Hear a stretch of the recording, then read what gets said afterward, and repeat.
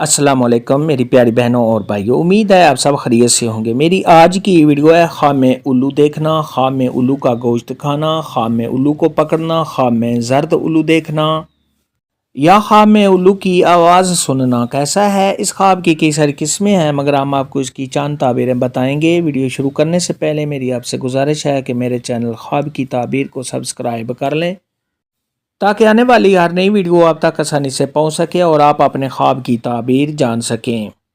خواب کے اندر اگر کوئی شخص دیکھے کہ اس نے الو کو دیکھا ہے تو یہ سب خواب کے گمراہ ہونے اور کسی مصیبت کے آنے کی دلیل ہے۔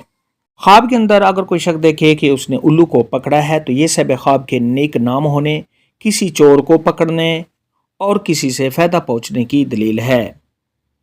خواب کے اندر اگر کوئی شخص دیکھے کہ اس نے زرد رنگ کا الو دیکھا ہے تو یہ سب خواب کو درم ملنے، دینار ملنے، کاروبار کے بڑھنے، سب خواب کو خوشیاں ملنے اور تمام مشکلات کے دور ہونے کی علامت ہے۔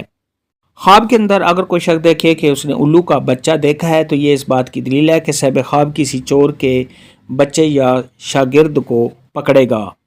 خواب کے اندر اگر کوئی شخص دیکھے کہ اس نے الو کا گوشت کھایا ہے تو یہ اس بات کی دلیل ہے کہ سب خواب کسی چور کا مال حاصل کرے گا اور اس کو کھائے گا۔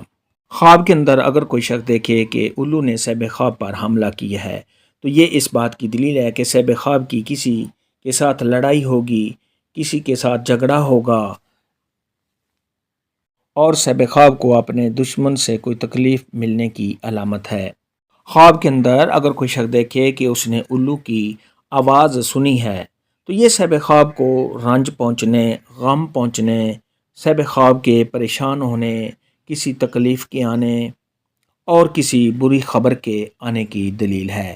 ایسا خواب دیکھنے والے کو چاہیے کہ صدقہ خیرات کرے کیونکہ صدقہ خیرات آنے والی مصیبت کو ٹال دیتا ہے۔